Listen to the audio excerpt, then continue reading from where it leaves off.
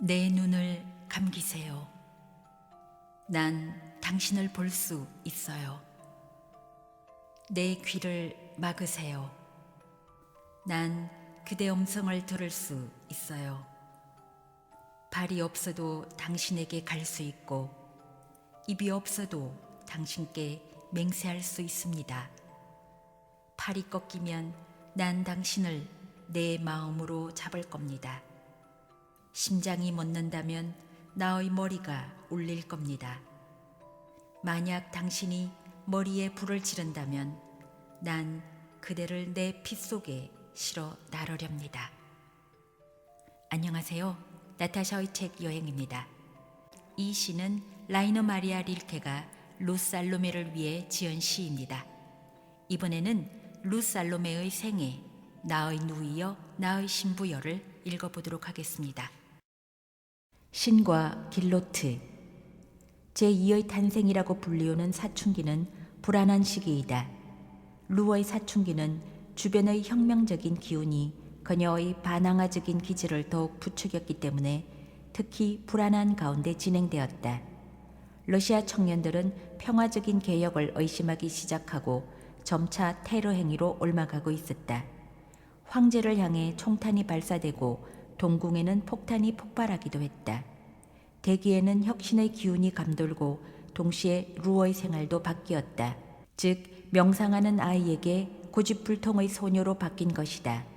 나이에 비해 루는 키가 컸고 날씬했으나 여성 성징은 북부 지역에서 자라나는 소녀들과 마찬가지로 매우 느린 템포로 진행되었다. 맑고 푸른 눈동자는 겁없이 세계를 투시해 보았다. 그럼에도 그 눈동자에는 날카로운 거의 남성적인 용모에 부드러운 여성적인 특징을 부여해주는 꿈결과 같은 어떤 것이 서려 있었다. 빨간 리본을 단 금발 머리카락이 넓은 이마를 덮었고 조그마한 코와 둥그스름하고 유연한 턱은 두툼한 아랫입술을 지닌 예민한 여성적인 입에 비해 덜 눈에 띄었다. 루는 17에 생의 전환점을 맞게 되었다. 그 당시 살로메 장군은 병석에 있었다. 그는 벌써 얼마 전부터 심한 고통을 겪고 있었으며 더 이상 오래 살 수 없으리라는 것이 분명해졌다. 살로메 부인이 묵묵히 헌신적으로 간호를 했지만 가족 전체에 덮쳐오는 암울한 분위기를 떨쳐버릴 수는 없었다. 누구보다도 루가 가장 슬퍼했다. 아버지를 잃게 된다는 것은 상상조차 할 수 없는 일이었다. 몇 시간씩 아버지 침대 옆에 앉아 책을 읽어주거나 제잘 그림으로써 아버지의 기분을 즐겁게 해주려고 노력했다. 그러나 그것은 쉽지 않은 일이었다. 바로 그 무렵에 루는 견진성사 수업으로 생긴 심각한 양심의 위기를 겪고 있었기 때문이다. 오빠들과 마찬가지로 루도 아버지가 다니고 있는 신교의 목사 달톤에게 세례를 받았다. 목사는 황제로부터 러시아 수도에서 신교를 포교할 허락을 받은 터였다. 그러나 루는 달톤 목사의 교리적인 신을 받아들이기보다는 유년 시절의 신을 옹호하지 않을 수 없었다. 한 번은 달톤 목사가 신의 무소부재에 관해 이야기하면서 신이 존재하지 않는 곳은 한 군데도 없다고 결론을 내리자 루는 입을 삐죽거리며 말대답을 한 적이 있었다. 그래도 지옥에는 없는걸요? 당황한 달톤 목사는 그때부터 살로메 장군의 막내딸을 신교의 교리에 접근토록 하는 일을 거의 특별한 임무로 여기게 되었다. 그러나 달톤 목사가 교리적으로 다루면 다룰수록 루는 견진성사를 거부하려 했다. 그 목사는 일개 소녀가 이처럼 오만한데 화가 났다. 그는 신을 외경하는 훌륭한 가정의 딸이 그처럼 오만하게 된 것을 개인적 질환으로 판단했다. 끊임없이 루는 달톤 목사와 싸웠으며 그의 신학적인 증거에 대해 격렬한 논쟁을 벌였다. 바로 이때 루의 생활을 근본적으로 바꿔놓은 큰 사건이 생기게 된 것이다. 핸드릭 길로트. 그 역시 목사였지만 달톤 목사와는 전혀 다른 사람이었다. 달톤 목사는 학식은 있지만 몸이 건조한 신교의 성직자인 반면 길로트는 세속적으로 마음을 사로잡는 만담가로 뛰어난 연설가로 등장했다. 그는 홀랜드 태생으로 많은 여행을 하는 중에 귀족의 예절과 19세기 리얼리스트의 세계관을 체득했다. 1873년 페테스부르크에서 홀랜드 대사관의 목사직을 맡게 되었을 때 37의 나이였다. 길로트는 대단한 의지의 소유자로서 빛나는 눈동자는 사람들의 마음을 투시하는 것 같은 느낌을 주었다. 그의 자유사상은 정교도인 동료 관리들을 화나게 했으며 그를 악마로 취급하기까지 했다. 그들은 길로트가 대중에게 인기를 얻고 있는 것을 시샘했으며 그가 자기들을 경멸하는 데 대해서 분개하고 있었다. 그는 러시아에 도착하자마자 황태자의 가정교사로 임명되었다. 길로또의 교회에 다니는 부인들은 배우와 같은 표정과 제스처, 예언자와 같은 표현력을 지닌 그를 매우 존경했다. 독일어 혹은 홀랜드어의 설교는 러시아 수도에서 제일 가는 사회적 사건으로 여겨질 정도였다. 매주 일요일이면 그의 교회는 지식청에 속하는 각기 다른 나라 태생의 신사 숙녀들로 가득 차곤 했다. 그들은 장소가 좁은 중랑, 계단, 심지어는 문 밖에 서서 설교를 들었다. 설교단에 서 있는 그의 태도, 용모, 청중을 사로잡는 아름답게 변조된 목소리는 신에 대한 외경심 이상의 것을 일깨워 주었다. 그는 감정과 이성에 호소했으며 목사로서의 성공의 비결도 바로 이 점에 있었다. 그는 결코 맹신도 교의에 무조건 복종하라고도 주장하지 않았다. 확신할 만한 증거를 예시하여 청중으로 하여금 삶의 기적과 신의 권능을 확신하도록 했고, 이럴 때면 그는 성경으로서가 아니라 과학적인 혹은 철학적인 논구로 그 근거를 삼았다. 그는 과학과 신앙은 별개의 것이 아니라 필연적으로 상호 보완하는 관계에 있는 것이라고 강조했다. 루의 집은 길로토의 교회에서 가까웠다. 루는 목사로서의 그의 명성을 틀림없이 들었을 것이다. 그러나 5년 동안 한 번도 그 교회를 찾아가지 않았다. 교리상의 차이 때문에 달톰 목사와 길로토 목사가 심각하게 대립하고 있다는 소문을 들었을 때 어쩌면 루의 호기심이 자극되었을지도 모른다. 그 후 한 친지를 따라 길로토의 교회에 참석하러 갈 때 루는 어떤 기대감에 가득 차 있었다. 길로토가 설교단에 오르는 것을 보았을 때 이제야말로 자기를 구원해줄 사람을 찾아냈다고 생각했다. 루는 감사해서 중얼거렸다. 이제야 내 모든 외로움이 사라지게 되었구나. 내가 찾고 있던 사람이 바로 이 사람이구나. 그러나 루는 목사를 믿은 것이 아니라 사람을 믿은 것이었다. 루는 지체 없이 그와 알게 되기를 바란다는 편지를 써 보냈다. 그러나 종교적인 문제 때문에 만나고 싶은 것은 절대로 아니라고 부언했다. 길로트는 그를 존경하고 있는 여인들에게서 루가 보낸 편지와 비슷한 것을 물론 많이 받았다. 그러나 루가 쓴 몇 줄의 글에 나타난 솔직성은 그의 호기심을 자극했다.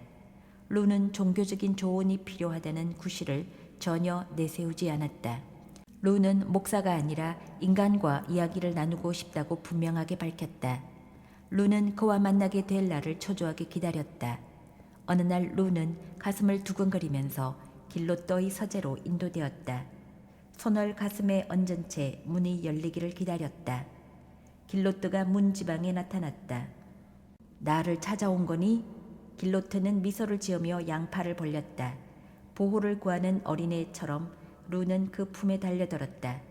몇 달 동안 루는 가족에게는 비밀로 해둔 채 길로또 목사를 정기적으로 방문했다. 사랑을 하면서 그녀의 매력은 더해만 갔다.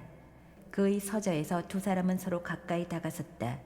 루는 성 데레사가 주님을 사랑하듯 그를 사랑하는 소녀로, 그의 면전에서 황홀하게 고양된 소녀로, 다른 어떤 여자도 보여주지 않았던 존경심에 사로잡힌 소녀로 그의 앞에 섰다. 루의 열정은 그를 감동시키고 당황하게 했다.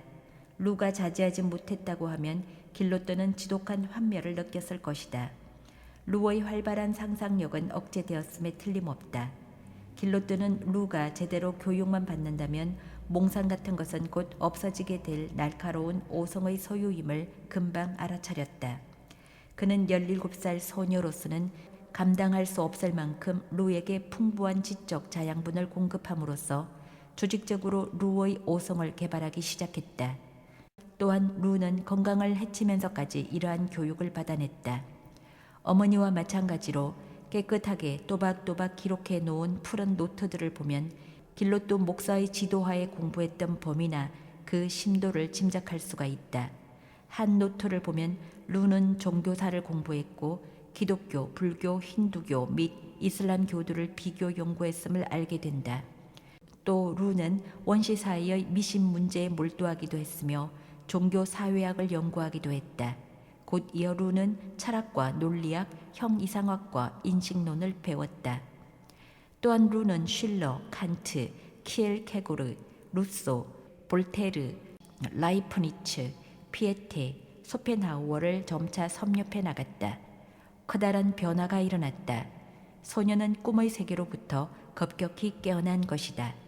그러나 루는 그것을 통해 지성적인 교양을 획득하게 되었고 그것은 뒷날 그녀의 삶에 매우 유용한 것이 되었다. 그녀의 문장력도 이제 눈을 뜨게 되었다. 길로떼는 설교문의 일부를 그녀가 작성하도록 허락했다. 더욱이나 이러한 귀중한 실습을 통해 그녀는 자신의 문장이 많은 청중에게 어떠한 효과를 주는가 관찰할 수 있었다. 루가 괴테의 파우스트에 나오는 명귀, 이름은 흩어지는 소리이며 연기이다에 대한 격렬한 설교문을 작성한 것을 계기로 이 공동 작업은 애석하게도 종말을 고했다. 길로트는 그녀가 작성한 고지곳대로 설교문을 낭독하였고 청중 틈에 끼어 설교를 들은 홀랜드 대사로부터 앞으로는 성경에 충실하라는 충고를 겸한 질책을 받았기 때문이다.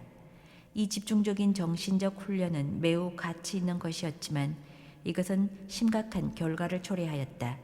이 정신 훈련은 루가 대지에 박고 있는 뿌리를 뽑아버렸으며 그녀의 고향을 앗아갔다. 길로또가 그녀의 지성을 갈고 닦는 가운데 그는 그녀가 소녀 시절의 대부분을 보낸 장소를 감싸고 있는 담을 허물어 버렸다. 길로트는 그녀로 하여금 소녀 시절로부터, 가정으로부터, 조국으로부터 세계로 눈을 돌리게 했다. 그녀는 길로트를 사랑하였기 때문에 이 급격한 전환에 순응하였다. 일생 동안 루는 길로트가 자기를 해방했다고 믿었으며 그것을 그에게 진 빚이라고 생각했다. 운명의 기묘한 굴절의 결과로 길로트는 루를 해방하는 것이 그녀를 잃는다는 것과 같다는 사실을 얼마 지나지 않아 알게 되었다. 남이 모르는 가운데 그녀가 길로트와 정신적으로 밀착되었던 1878년 겨울부터 1879년 봄 사이의 몇 달 동안 3가지 사건이 일어났는데 그 사건들은 루를 그녀의 과거로부터 마지막으로 떼어놓았다. 아버지의 죽음, 교회와의 절연, 그리고 어머니에게 길로트와 교제했다는 고백이 바로 그것이었다. 아버지의 죽음이 이 3사건 가운데 제일 중요한 것이었다. 아버지는 그녀에게 있어서 단순한 아버지로 거치는 것이 아니었다. 아버지는 그녀의 생의 중심이었다. 그의 죽음과 함께 소녀 시절의 세계가 사라져 버렸다. 그가 살아있을 때까지 루는 교회의 품에 안겨 있었다. 그가 죽고 난 후에는 루는 아버지가 그녀의 행동을 유감스럽게 생각했을지라도 마침내는 이해해 주었으리라고 믿었다.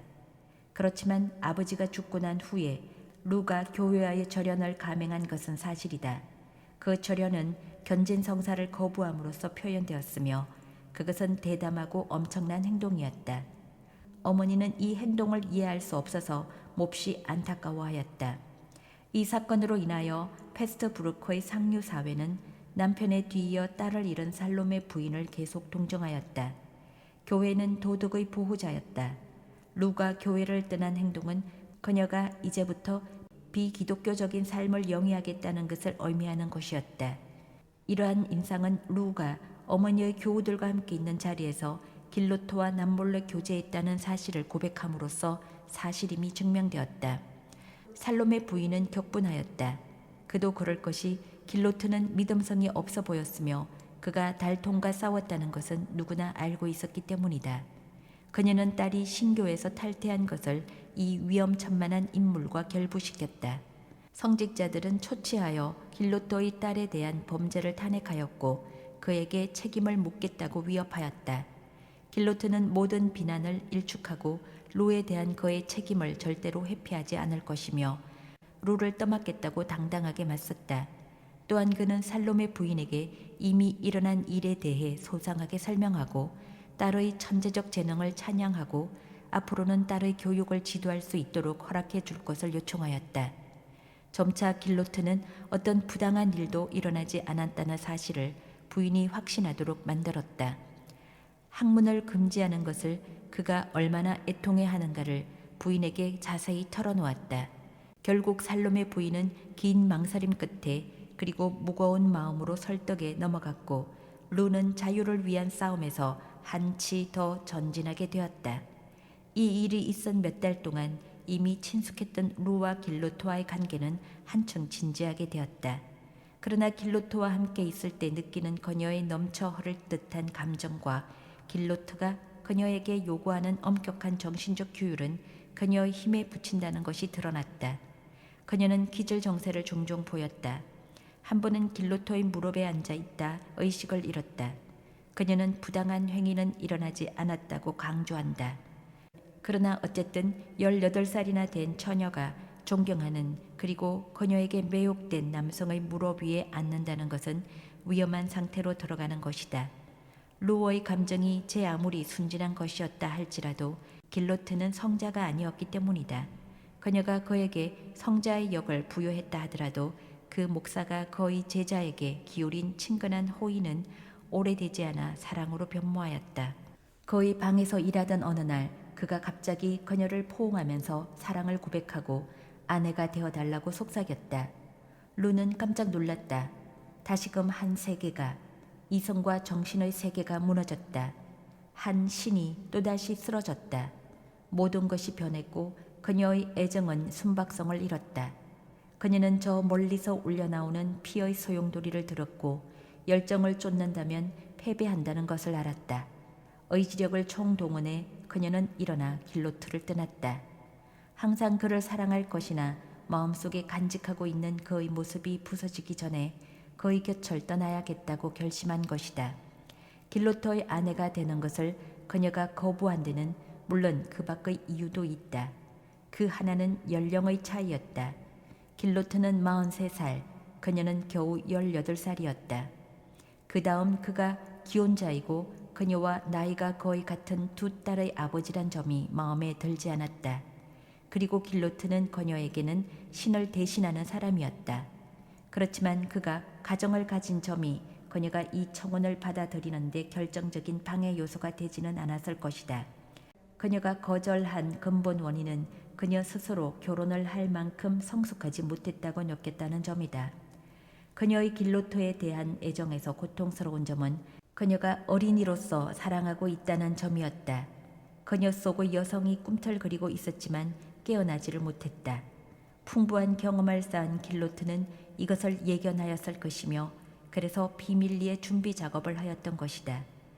그의 계획이 극복할 수 없는 반대에 부닥친 것이 그를 몹시 당황하게 하였다. 길로트를 그녀에게로 끌어당기고 그의 정열에 불을 당긴 것은 그녀의 오성과 자발성이었다. 생동적이고 생을 긍정하는 그녀는 그의 모든 생각에 아주 순수하게 반응하였기 때문에 그는 그녀가 그의 사랑도 받아들이리라고 믿었다. 길로트는 이런 착각을 한 많은 남성들 가운데 첫 번째 사람이었을 뿐이다. 루는 길로트를 떠나기로 결심했다. 그는 어머니와 함께 여행을 하기로 했다.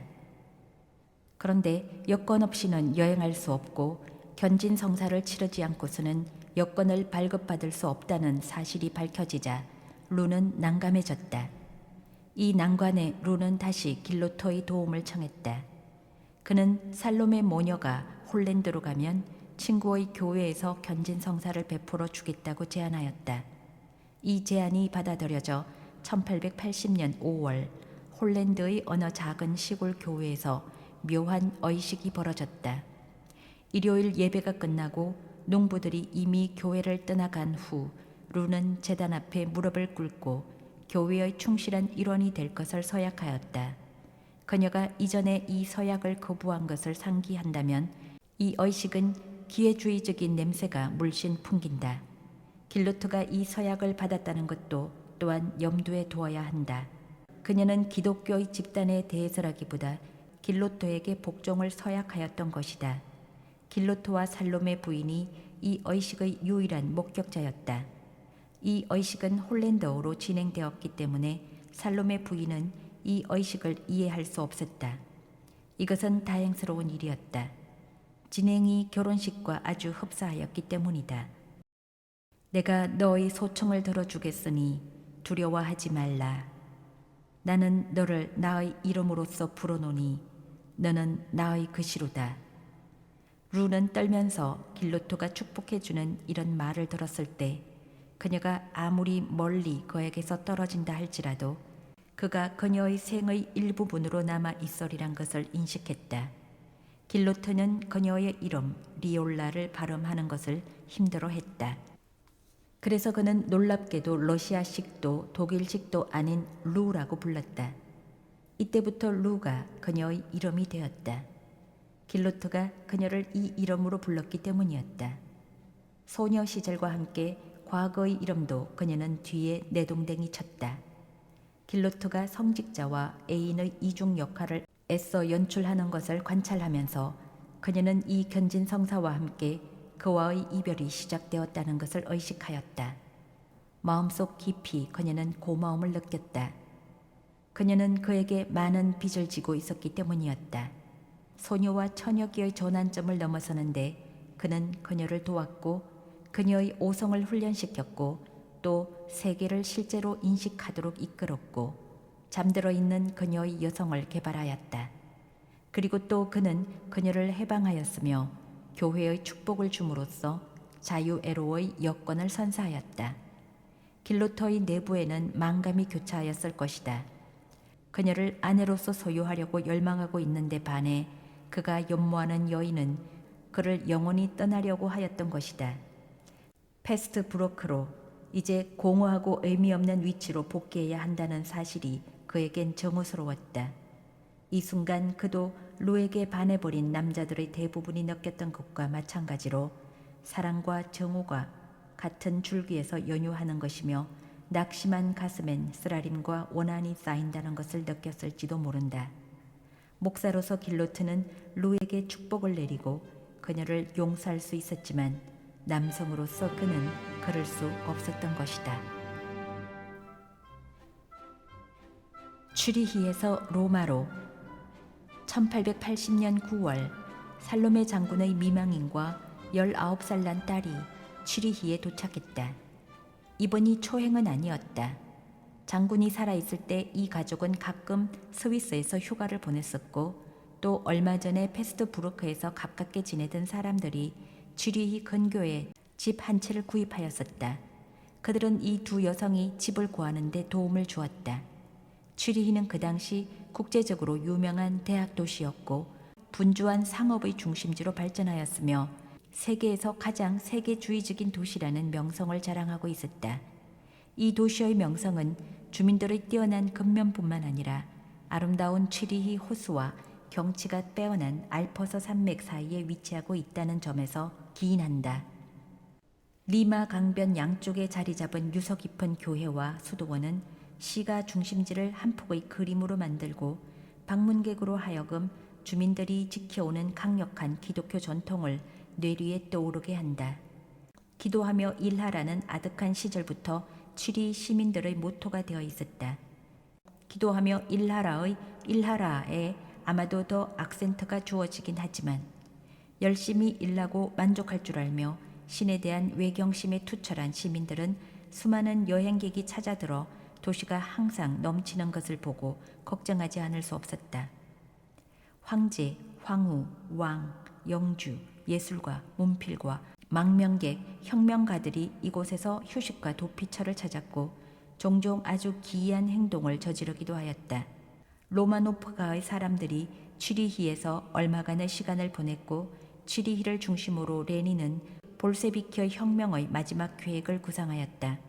중심지에는 팻말이 붙어있는 집이 있는데 그 내용은 여기에서 요셉 2세, 러시아 황제 알렉산더 1세, 알렉산드로 듀마, 모차르트, 볼테르, 괴테, 스탈 부인, 슈레겔, 피에테, 루트비히 우란트, 빅토르 유고, 칼 마리아 폰 베브, 리스트, 브람스 등등이 살았다는 것이다. 그 밖에도 리아트르 바그너, 제임스 조이스, 토마스 만의 이름이 써여 있는 팻말도 있다. 유명인들이 줄을 지어 취리히를 거쳐갔지만 취리히의 철저한 스위스적 성격을 변화시키지는 못했다. 취리히는 범세계적인 방문객에도 불구하고 근엄한 도시로 남아있었고 독일의 대학 도시에서 흔히 발견할 수 있는 생의 기쁨 대신에 단정한 쾌적감이 지배하고 있었다. 여기에는 파리나 비네스와 같은 방종한 밤의 세계가 없었다. 이미 오래전에 외국인들의 너선한 생활 태도로 인해 자신들의 도덕성이 파괴되는 것을 원치 않았던 시민들은 선량한 기독교인이라면 누구나 늦어도 자정까지는 잠자리에 들어가야 한다고 못을 박았다. 자정이 지난 후에 취리히에서 혁명적 계획을 수립하려는 자가 있으면 자기 집에서 해야만 되었다. 스위스인의 근엄성이 살로메 부인의 마음에 들었다. 이는 그녀의 신교적 도덕관에 부합하는 것이었고 또 이것은 취리히에 모여든 젊은 열렬 청년들의 프랑스 출신의 무신론자, 이태리 출신의 무정부주의자, 러시아 출신의 허무주의자 등등 정열을 수그러뜨렸다. 도시 생활의 특징인 깨끗함, 손질이 잘된 정원들, 아름다운 가옥들, 친절한 시민들도 부인의 마음에 들었다. 그녀는 딸이 비인이나 파리를 놔두고 취리를 선택한 것에 대해 신에게 감사했다. 딸의 학업을 제외한다면 장군의 미망이는 취리히에 체류하는 것에 불만은 없었다. 홀로 취리히에 오는 것이 루가 원하던 바였으리라. 그러나 그녀는 이 소망을 관철시킬 수 없었다.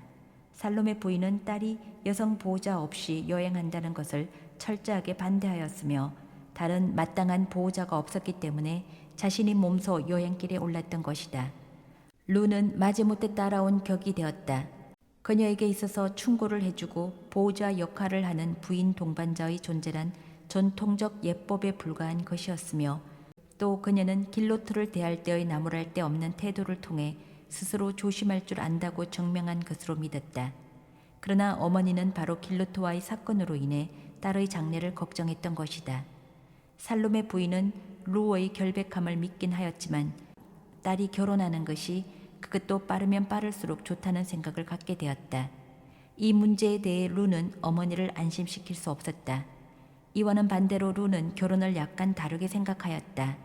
그녀는 결혼을 여자의 자유로운 발전을 방해하는 신성하긴 하지만 그러나 낡은 관습이라 여겼고 결혼을 통해 부모의 권위가 남편에게 이양되는 것이라고 보았다. 살로메 부인이 마음을 놓지 못한 또 하나의 이유가 있었으니 그것은 대학생이라는 미명 아래 실제로 반란자들처럼 행동하는 많은 러시아 청년들의 태도였다. 이러한 계통의 사람들과 딸이 접촉하는 것을 부인은 원치 않았으며 더구나 그러한 젊은이들의 행동이 스위스의 호의를 악용하는 것이라고 여기기까지 했다. 사실 취리 시민들은 그 도시에 사는 러시아인들의 반란자적 행동을 몹시 못마땅하게 주시하고 있었다. 도착 직후에 러시아 출신 대학생들이 소란스런 횃불 데모로 알렉산더 2세의 암살을 자축한 것을 살로메 부인은 좋지 못한 행동의 한 표현이라고 간주하였다. 그녀가 딸 곁에 붙어 있어 딸이 그런 혁명 분자들과 사귀는 것을 막을 수 있다는 것은 다행스럽기만 하였다. 루의 입장에서는 이러한 걱정은 불필요한 것이었다. 루는 공부하기 위해 취리에 왔던 것이다. 그녀는 어떻게나 열심히 공부를 했던지 다른 일을 할 짬이 나지 않았다. 그녀는 비교 종교학, 어문학, 철학, 예술사 등 여러 강의를 들었다. 그녀의 교수 가운데는 그 당시 가장 탁월한 대학 교수 몇 분이 있었다. 신학자 비드만, 예술사가 킹켈, 역사학자 바움가르트너 등등이었다. 그들은 모두 이 처녀의 희귀한 재능과 공부에 쏟는 그녀의 진지성과 열성을 인정하였다. 대학생 시절에 찍은 사진이 이러한 인상을 반영해 준다. 그 사진엔 키가 크고 날씬한 처녀가 엄격히 격식에 맞게 재단된 검은 옷을 입고 있다.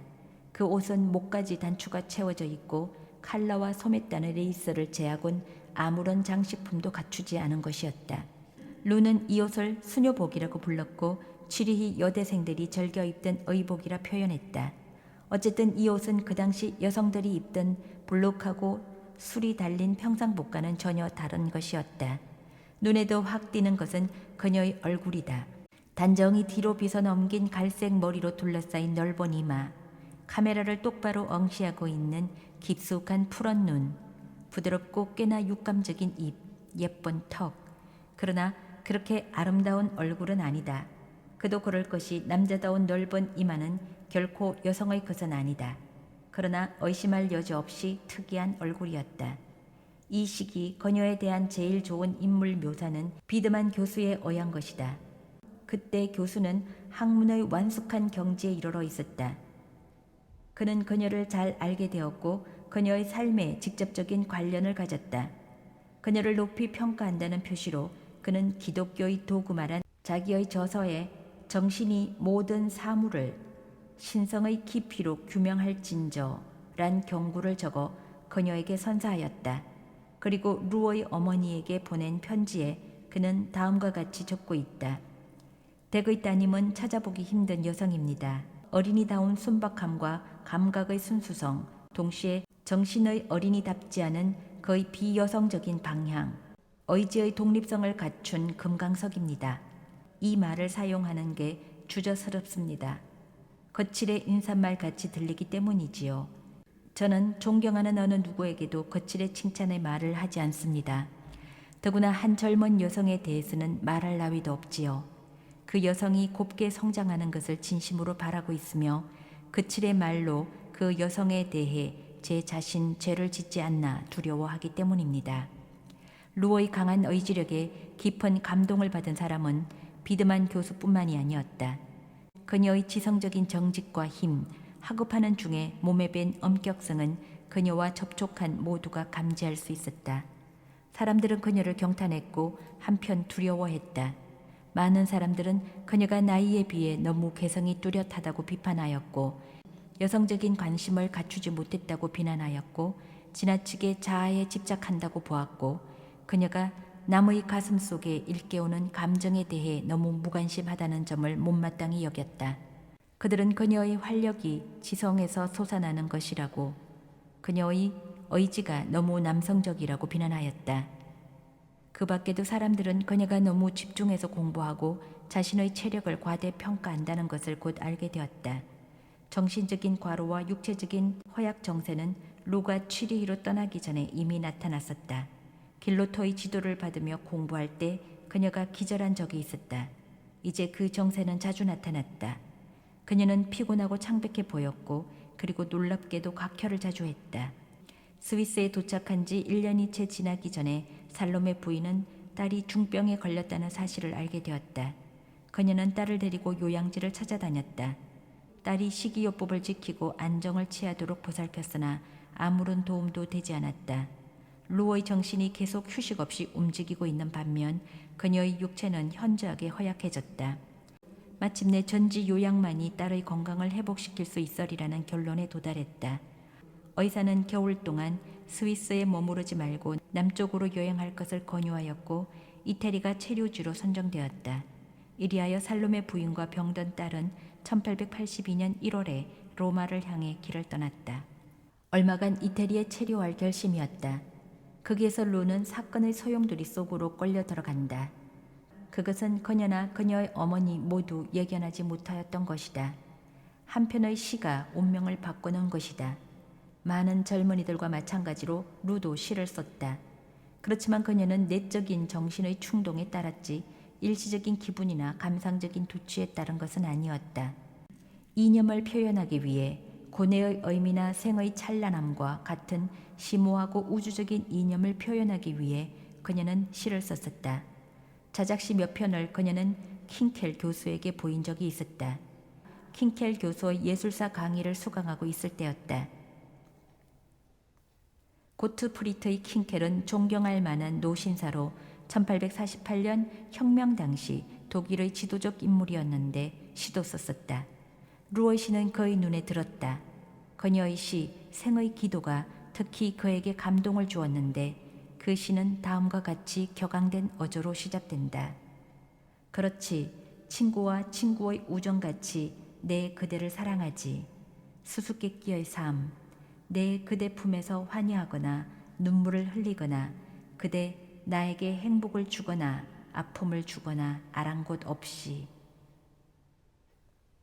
킹켈은 루가 폐병에 걸렸다는 것과 어쩌면 더 오래 살지 못한다는 것을 알고 있었다. 이런 점이 그 시에 특별히 애조로운 가락을 띠게 했다. 이 총명한 처녀가 죽음의 갈림길에서도 허약한 자기 연민에 빠지지 않았다는 것을 그녀의 굳센 시가 증명해 주었다.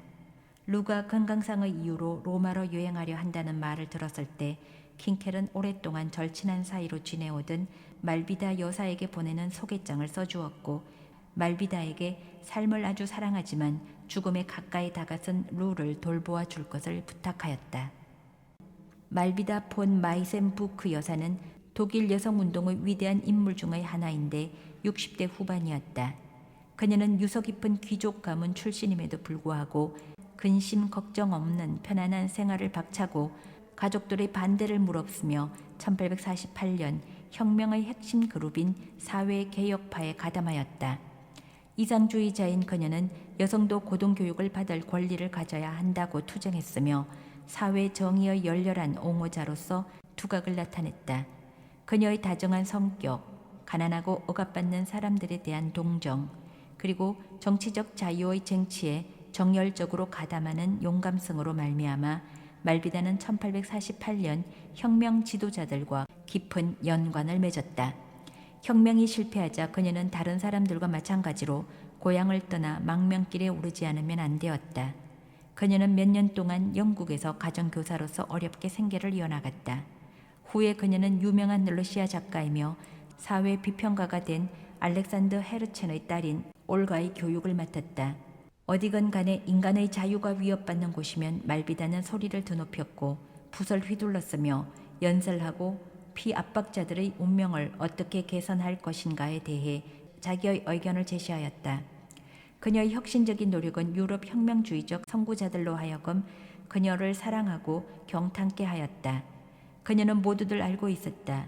슈르츠, 킹켈, 가리발디, 프로벨, 헤르첸, 코스트, 마치니, 바그너, 블란스 영국 그리고 나아가 미국에서도 그녀의 동지와 흠모자가 있었다. 광범한 대인관계와 세계의 진취적인 인사들과의 광범한 서신 교류를 통해 그녀는 미래의 발전에 대한 견식을 얻게 되었는데 그것은 거의 예언자적인 것이었다. 일례를 들자면 그녀는 회고록에서 러시아와 지리적으로 비슷하고 광대한 땅을 소유하고 있는 미국이 언젠가는 범세계적인 이상향의 나라가 될지 모른다고 기술하였다.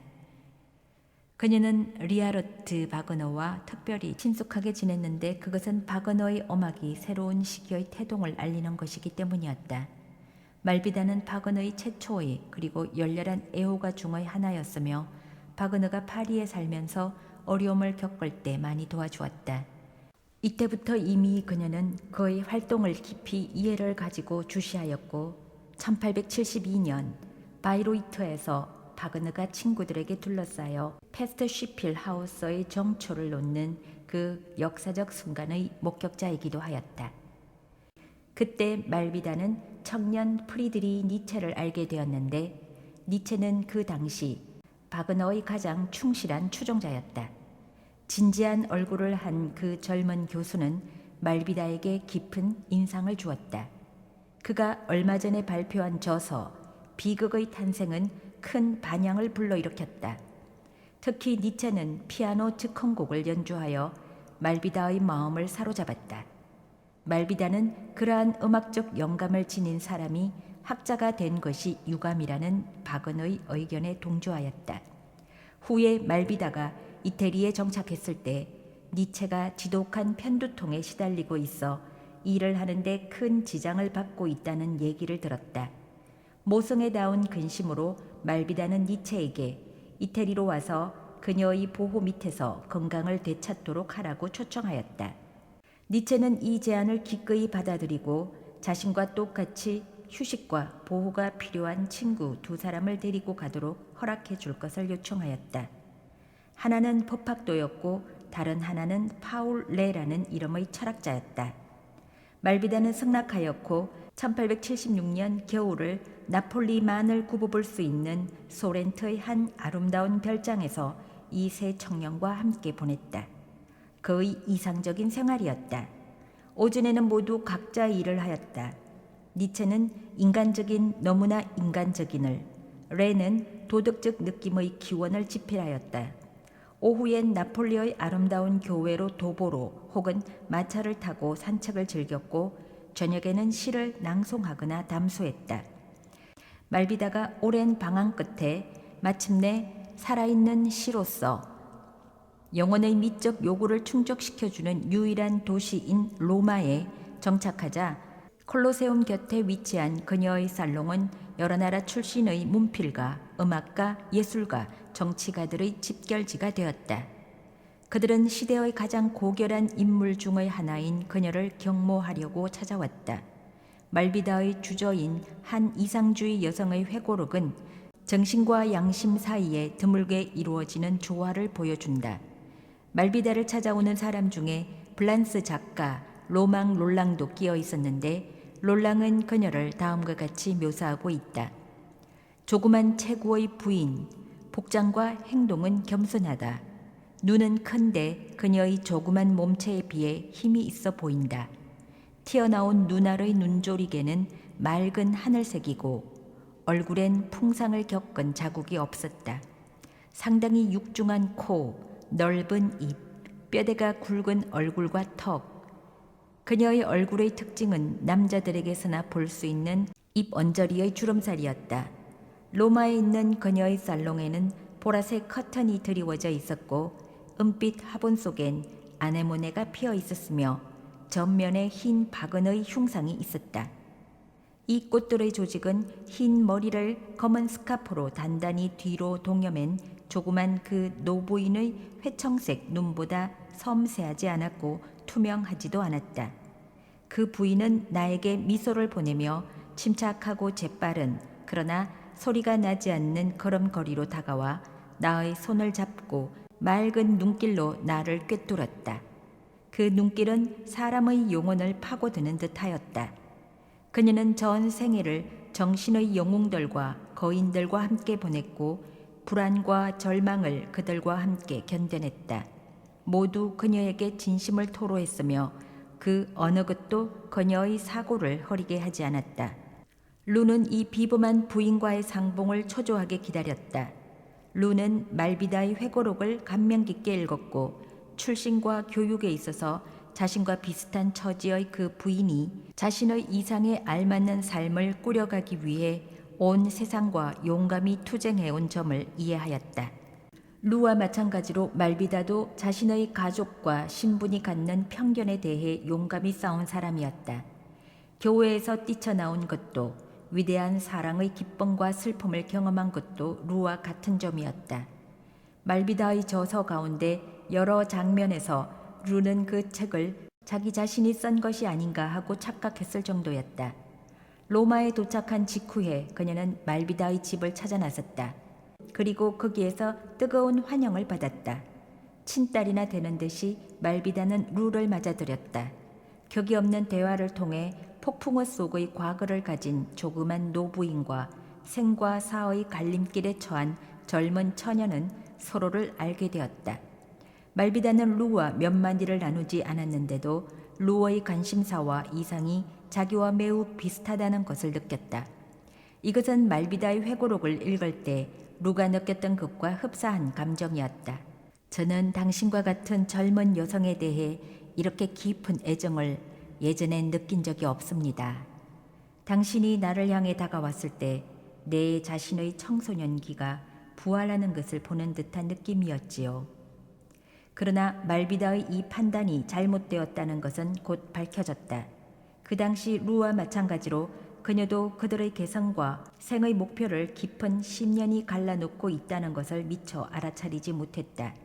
천성적으로 자아주의자인 루는 자신의 행동이 자신과 주위에 미치는 결과에 대해 유념하지 않을 결심이었다.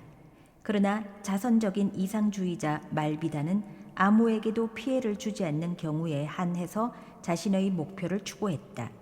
말비다는 어머니가 가슴 아파할 것을 생각하고 미국으로 이주하지 않았던 것이다. 그러나 루는 하려고 마음먹은 일은 절대로 포기하지 않았다. 루와 말비다의 관계가 처음으로 그늘이 드리워진 것은 파울 레가 말비다를 방문한 날이었다. 루는 다음과 같이 기록하였다. 1882년 3월 어느 날 저녁, 말비다의 집에 몇몇의 친구들이 모여 있을 때 다음과 같은 일이 벌어졌다. 초인종이 울린 후 말비다의 충복 트리나가 허둥지둥 뛰어들어와 말비다에게 귓속말로 속삭였다. 말비다는 허겁지겁 비서한테 가서 급히 돈을 끌고 모아 밖으로 나갔다. 방 안으로 들어왔을 때 그녀는 웃고 있었지만 머리에 감고 있던 얇은 비단 스커프는 흥분으로 인해 약간 흔들리고 있었다. 그녀를 따라서 청년 파울 레가 방 안으로 들어왔다. 레는 그녀의 오랜 친구였으며 그녀가 아들과 같이 사랑하는 사람이었다. 그는 부랴부랴 몬테카를로에서 왔는데 갖고 있던 돈을 땡전 한 푼 안 남기고 노름에서 잃고 나서 호텔 종업원에게서 차용한 여행 비용을 돌려주기 위해 말비다에게 도움을 청했던 것이었다. 레의 극적인 등장은 루를 기쁘게 했다. 루는 항상 평범한 일보다는 극적인 사건을 좋아했다. 말비다가 애칭으로 파오로라고 부르던 레는 퍼러시아 지방의 부유한 지주의 아들이었고 32살이었다.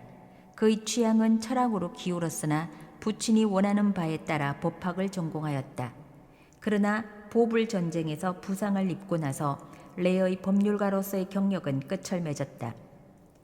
제대 후 그는 이제나마 취향에 따를 결심을 하기에 이르러 할레에서 철학을 공부하였고 익명으로 조그만 잠엄집을 심리학적 관찰이란 제목으로 출판하였다.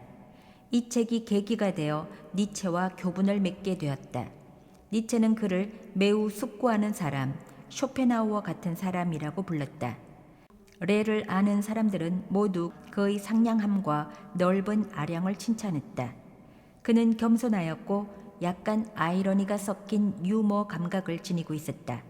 그의 부드럽고 둥근 얼굴은 그가 똥똥하다는 인상을 풍기게 하였고 단단한 몸체로 인해 더욱 그렇게 보였다.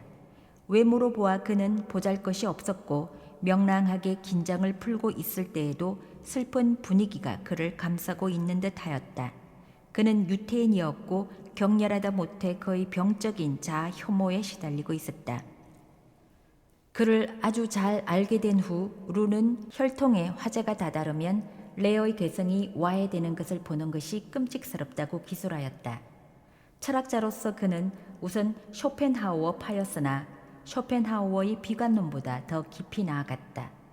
니체는 그를 가리켜 알고 있는 사람 가운데 가장 대담하고 냉정한 사고자들 중의 하나라고 불렀다. 레의 관심사는 윤리학의 문제였는데 삶이란 의미가 없는 것이고 살인이 출생보다 가벼운 범죄라는 결론에 도달해 있었다. 그 자신의 비극적 인생, 그는 오버 엥가딘에서 추락하여 목숨을 잃었다. 혹은 죽음으로 뛰어들었을까? 그의 애매한 철학에 대한 신뢰였으며 모든 철학의 체계는 철학자 자신의 인생을 반영하는 것이라는 루의 주장을 정명해 주었다. 그 역사적인 3월 어느 날 저녁, 레가 말비다의 살롱에 들어섰을 때 그는 근엄한 방문자들 사이에서 새로운 얼굴을 발견하고 기분 좋게 놀랐다. 젊은 얼굴, 창백하고 매우 예민하고 정신적으로 활발히 움직이는 흥미로운 창백함이었다. 헤어질 때 레는 루를 바라다 주겠다고 나섰다. 말비다는 이 두 사람과 작별하기 전에 망설였다. 루가 전혀 모르는 젊은 남자의 동행을 스스럼 없이 받아들이는 것을 예의에 벗어난 것이라고 여겼던 것이다. 속박에서 벗어난 진취적인 많은 여성들의 대인 관계와 도전적이고 무리를 불러 일으키는 태도는 말비다를 당황케 하였던 것이다. 교화된 사회에서의 위엄과 품이 있는 몸가짐은 빛나는 오성이나 다름없이 중요한 것이라고 그녀는 믿고 있었다. 여성 해방이 여성의 도덕을 문란하게 하는 것이라면 말비다는 여성 해방을 반대했으리라. 말비다는 루와 파오로가 함께 집을 나섰을 때 한편으로는 희망에 찬 기대에 부풀었을지도 모른다. 오래전부터 그녀는 레의 신변을 돌보고 있었다. 레의 외로운 숙고는 비인간적인 결론으로 발전되어 있었다. 레를 돌보고 기분을 전환시켜줄 사람이 필요했다. 신이 손을 뻗쳐 배필이 될 여자를 보내준 것일지도 모르는 일이었다. 레와 루가 길에 나섰을 때 그들은 서로 이야기할 것이 많다는 것을 발견했다. 집에 가는 거리에서 다 하기에는 너무 많은 이야기거리가 있다는 것을. 그래서 그들은 곧장 집으로 가지 않기로 작정했다. 그들은 상피에트로 광장을 건너 레바논 성녀의 수도원을 지나 포rum과 콜로세움을 지나는 동안 끊임없이 이야기를 주고받으며 서로 상대를 압도하려고 애를 썼다. 관심 분야가 같은 게 많았다. 그럴 것이 그들은 둘 다 철학도였으니까. 루는 레에게 취리히에서 공부한 것에 대해 들려주었다. 비드만 교수에게서 배운 것, 형 이상학적인 사유에 흥미를 느끼는 이유 등등, 그리고 교회와의 결별과 신을 찾는 그녀의 노력에 대해 이야기하였다. 신의 문제는 항상 그녀의 머리를 떠나지 않았던 것이다. 레는 신을 환상이라 믿었기 때문에 루의 진지한 이야기를 귀담아 들으면서도 그의 얼굴엔 야유의 미소가 떠올랐다. 그에게 감동을 준 것은 그녀가 말한 내용이 아니라 그녀의 표현력이었다. 그녀의 얼굴, 그녀의 전 육체가 언어로 충일된 것 같았고 그녀의 진지한 동작을 엿볼 수 있었다. 레는 신을 믿는 많은 다감한 젊은이들이 최고의 존재가 존재하지 않는다는 것을 발견하면 당황하는 것이라고 생각했다. 그러나 그러한 당혹은 성장의 필수적인 순서라고 믿었다. 레는 말했다. 정신이 아직 미숙할 때까지는 이 믿음은 탯줄과 같이 안정감을 주는 것이지요. 신은 어린이의 세계와 동화의 세계에서나 있는 것이지 성인의 세계에서는 신이 차지할 자리가 어디 있겠어요. 오성의 성숙은 필연적으로 믿음의 상실을 동반하게 된답니다. 그러나 이러한 주장들은 루에게 깊은 인상을 주지 못했다. 루는 칸트를 읽었고 또 이성도 한계가 있다는 것을 알고 있었다. 이성은 생의 신비를 설명할 수 없었고 그렇기 때문에 인간에게는 믿음이 필요하다고 그녀는 확신하였다. 레는 이 이지적인 젊은 처녀와 함께 있는 것이 유익하고 매력적이라 느꼈다. 루의 입장에서도 레와 그러면서 담소하는 것이 말비다의 살롱에 모여있는 나이든 부인들과 함께 있는 것보다 훨씬 즐거웠다. 그들은 다음 날 저녁에 다시 만나기로 약속했다. 그러나 말비다뿐만 아니라 살롬의 부인도 감시역을 맡는 부인의 동반 없이 산책하는 것에 반대할 것임에 틀림없다는 것을 그들은 잘 알고 있었으므로 여럿이 있는 데서는 아무 말도 하지 않기로 작정했다. 그들의 산책은 꼬리를 물고 계속되었다. 그리고 루는 이 비밀스런 밤 산책을 통해서 로마 생활의 여러 측면에 대한 견문을 얻었다. 이런 경험은 이 방법 이외에는 그녀와 같은 신분의 젊은 여성이 얻을 수 없는 것이었다. 대도시의 밤 생활은 우아함과 더러움, 미덕과 방종이 어둠이란 외투에 감싸이고 신비와 위험의 매력에 둘러싸여 있었다.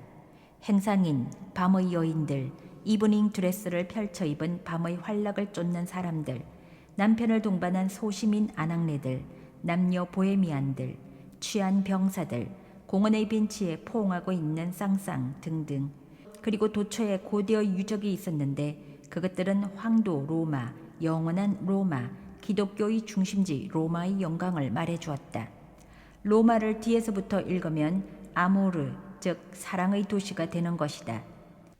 루는 산책의 동반자가 위장한 침착성, 그리고 그의 형식적이고 학문적인 거리감이 흔들리기 시작했다는 것을 곧 알아차렸다. 레는 그녀에게 반하기에 이르렀다. 루가 레에게 어떤 암시를 주어 사랑을 부채질한 것은 절대로 아니었다. 정반대였다.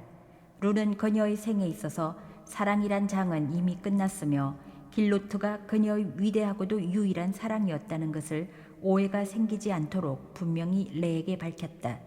길로트와 신만이 그녀의 사랑의 대상이었고 그 밖의 어떤 인간도 애인이 될 수 없었다. 하지만 레의 관심은 그녀를 기분 좋게 만들었다. 그녀의 행동이 초래하는 결과에 대해서, 그녀의 존재로 인해 레의 내부에서 일어나는 감정의 혼돈에 대해서 그녀가 생각해 보았는지 모르지만 그런 말은 한마디도 하지 않았다. 멀지 않아 레는 결정해야 될 시기에 다다랐다. 루어의 곁에 있지만 만족할 만큼 접근하지 못한 것을 더 이상 참지 못할 시기에 이르렀다. 그녀에겐 애정이 전혀 문제되지 않기 때문에 레가 택할 수 있는 명예로운 길은 하나밖에 없었고 그것은 바로 그녀 곁을 떠나는 것이었다. 해결책이 없자 레는 말비다에게 도움을 청하고 그동안에 일어난 모든 일들을 이야기하였다. 말비다는 지체 없이 살롬의 부인과 협의하였고 이제 이 사건은 극적으로 발전되었다. 살롬의 부인은 화가 머리 끝까지 올라서 딸에게 즉시 러시아로 돌아가자고 위협하였다. 또한 말비다 여사도 루와 같이 이지적인 여성이 눈을 뻔히 뜨고서 그렇게 난처한 입장에 빠져들어갈 수 있는지 이해할 수 없다고 말했다. 레가 몹시 당황하여 나한테 와서 떠나야겠다고, 떠나는 것이 자신과 당신을 위해 절대로 필요하다고 말했을 때 나의 가슴은 깊은 고통을 받았습니다. 나는 레에게 매우 엄하게 충고하고 밝고 정신적이고 쾌적한 교제를 이러한 방법으로 곧장 어둡게 하지 말라고 말했습니다. 레도 겉으로 보기에는 애를 써서 진정하는 듯 하였습니다. 이와 비슷한 사건으로 인해 많은 젊은 처녀들의 명예가 훼손된 것입니다. 나는 당신의 어머님과 내 처지를 생각하지 않을 수 없습니다. 나도 이미 한번 믿었던 사람으로 인해 소름 끼치는 난처한 입장에 빠진 적이 있었지요. 게다가 레를 몹시 흥분하여 다시 한번 나한테 와서 다음 날 떠나겠다고 말하며 당신에게 자기 어머니가 아픈 것처럼 말해달라고 부탁하더군요. 나는 그 부탁을 거절하고 그에게 끝끝내 도주가 필요하다면 떠나라고 말해 주었습니다. 간단히 말해 고결하고 진지한 정신의 교류가 억제되지 못한 의지로 인해 좌절되는 것을 다시 한번 보았을 때 내가 왜 슬퍼해야만 했는가 당신은 통찰하실 것입니다. 그렇게 분명히 생각하고 그렇게 분명히 구분할 줄 알았던 당신, 스스로 고백한 바처럼 방면에 가슴 아픈 경험을 쌓은 당신에게 이러한 일이 있었다는 것에 나는 놀랐습니다. 아는 사람이 당신을 한밤중에 그런 데서 만났다면 그것을 그 사람이 이상하게 생각한다고 나쁘게만 말할 수는 없겠지요. 그리고 장교나 다른 사람이 당신에게 무례한 짓을 했다면 레는 무엇을 했겠습니까? 결투? 이런 투의 훈계는 루어의 화를 돋구었다. 그녀는 잘못한 일이 없다고 믿었기 때문이다. 레가 그녀에게 반한 것이 그녀의 죄란 말인가? 그녀는 어쨌든 자극을 주지는 않았다. 그녀는 레를 친구로 생각했다. 그녀는 또 어떤 다른 남자와도 결혼할 생각이 없었다. 그녀는 자유롭게 있고 싶었다. 이런 것은 루에겐 익숙한 생각이었으나 레에겐 낯선 것이었고 또 레는 그것을 어떻게 받아들여야 할지도 몰랐다. 그가 그녀를 사랑하고 있는데 어떻게 그녀의 친구가 될 수 있겠는가? 레에게는 단 한 가지 방법밖에 없었고 그것은 도피였다. 그는 그녀 곁을 떠나야 그것도 멀리 떠나야만 하였다. 루가 레의 계획을 들었을 때 그녀는 화를 내었고 그를 비겁자라고 비난했다. 남자들이란 어떻게 된 존재들인가? 여성과는 우정을 나눌 수 없는 존재란 말인가? 그들은 애인이거나 남편일 수밖에 없단 말인가? 숨을 돌린 후에 루는 레에게 그녀가 자주 꾸는 꿈을 이야기해 주었다. 루는 2명의 남자친구와 함께 커다란 집에서 살고 있다. 중앙에는 책과 꽃으로 가득 찬 서재가 위치하고 그 양편에 침실이 있다. 그들은 셋이서 훌륭한 조화를 이루며 함께 생활하고 일한다. 둘은 남자고 하나는 여자라는 사실이 아무런 불편도 주지 않는다. 후에 그녀는 이러한 기묘한 꿈을 꾸게 될 것이 그녀의 소녀적 순수성에서 기인되는 것이라고 여겼다. 그 꿈은 또한 그녀의 본성의 강한 남성적인 요소를 보여주는 것이기도 했다. 꿈이 소망의 성취라고 한다면 루는 무의식 중에서도 남자이길 원했던 것이다. 이것은 그녀의 어머니가 그녀를 낳기 전에 아들을 원했던 것과 다름이 없었다. 그렇지만 루가 그녀의 소원하는 바를 현실과 혼동하였기 때문에 뒤엉킨 상황이 생각났고 그녀의 형제의 이상이 세 사람 간의 결혼에 대한 솔직한 제안이 된 것 같이 보인다. 이제 그녀는 실제로 레에게 이와 비슷한 것을 제안하였고 레는 그녀의 제안을 처음 들었을 때 자신의 귀를 의심하였다. 젊은 처녀가 두 남자와 한 집에서 공동생활을 한다는 것은 상상도 하지 못할 일이었다. 루는 거짓말을 하고 있는 게 아닐까. 그런데 그녀는 진심인 듯 했다. 그 꿈을 실현시키길 바란다고 그녀는 거듭 강조했던 것이다. 그동안 레이는 루에게 빠져 있었기 때문에 그 생각을 떨쳐버릴 수가 없었다. 레이는 진지하게 여러모로 검토하고 마침내 실현이 가능하다고 믿기에 이르렀다. 실현을 위한 조건은 그와 같이 희한한 공동체 생활의 제3구성원이 노련한 남자이거나 또는 더욱 좋으련만 말비다와 같이 생의 경험이 풍부한 부인이어야 한다는 것이었다. 말비다는 그런 말에 귀를 기울이려 하지 않았다. 말비다는 루에게 걸었던 기대를 급격히 떨쳐버렸다. 그리고 살롬의 부인도 그렇게 환상적인 계획에 동조할 리는 만무했다. 그녀는 아들 중 한 사람에게 도움을 청해 딸을 죽거나 말거나 러시아로 끌고 갈 계획을 세웠다. 모든 사람들의 신경은 찢어질 듯 팽팽히 긴장되었고 반면에 주위엔 로마의 봄이 만발하였다. 이러한 딜레마에 빠져 레는 오래된 친구인 프리드리 니체를 머리에 떠올렸다. 그는 니체를 얼마 전에 제노바로 방문한 적이 있었다. 니체는 그 계획을 함께 실현하는 데 동조하는 이상으로 적극적이라는 것이 금시 밝혀졌다. 여기까지가 나의 누이여 나의 신부여 제1부입니다. 다음 2부를 기대해 주세요. 지금까지 나타샤의 책 여행이었습니다.